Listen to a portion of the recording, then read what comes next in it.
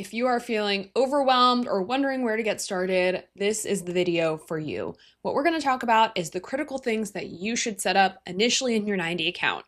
The primary purpose here is to get into your level 10 meeting cadence.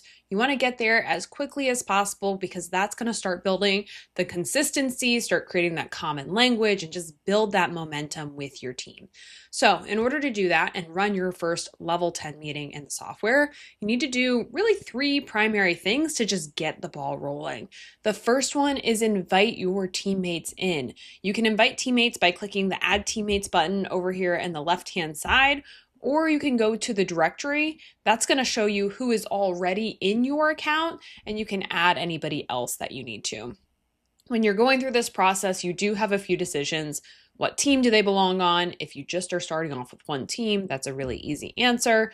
And then what role should they have access to? Owner admin have the highest level of permissions. They can see and edit everything in the account.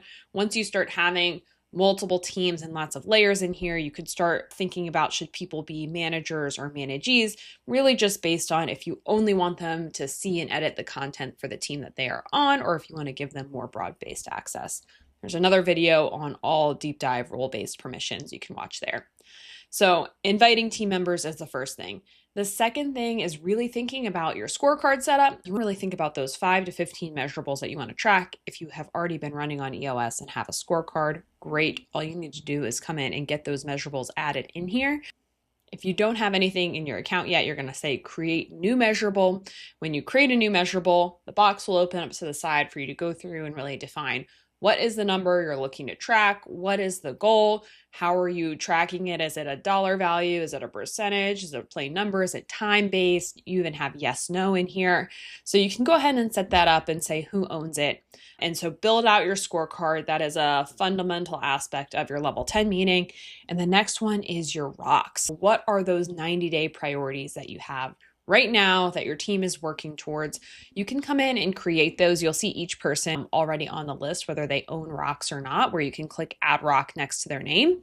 And then you also have this create button at the top where you can add new content. A great aspect here is saying, help me draft a smart rock. This is going to open up our AI companion Maz and go through a series of questions with you.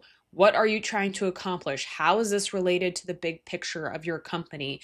Who's going to be involved? Are there potential roadblocks? And so really going through, it's not just going to quickly output a rock for you, but spend the 5 minutes of really crafting it.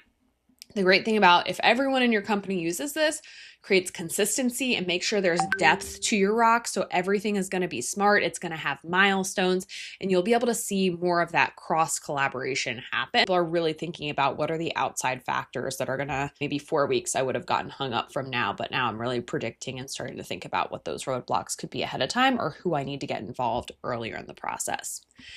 So with your team invited, scorecard set up, and then rocks done, you're really ready to just come in and start running your level 10 meeting. We do have some best practices on what you should do before the meeting as prep, during the meeting, and post-meeting. We have a whole separate video on that. But what you should know right now when you're just getting started is when you click start meeting, other people can join this. So I'll select level 10. The rest of my team is going to see a pop-up notification if they're already logged in, or they can go to the meetings page and join this existing meeting. Your agenda is already set up for you, so there's no prep work there. You're going to see the scorecard that you already started building out, the rocks that you added to the list, and now you can start to go through that meeting discipline of saying, are we on track or off track with these items? If we need to start turning things into issues, we can do that. And then when we get to our IDS list, same thing with headlines and to-dos. If you need to add content there, it's very easy. You just go through and add it through the list view or in the create modal. But really it starts with just that scorecard and rocks, because then you're going to start identifying like, here's what I think is off track. Here's where I think a new opportunity is. You're going to start building that issues list.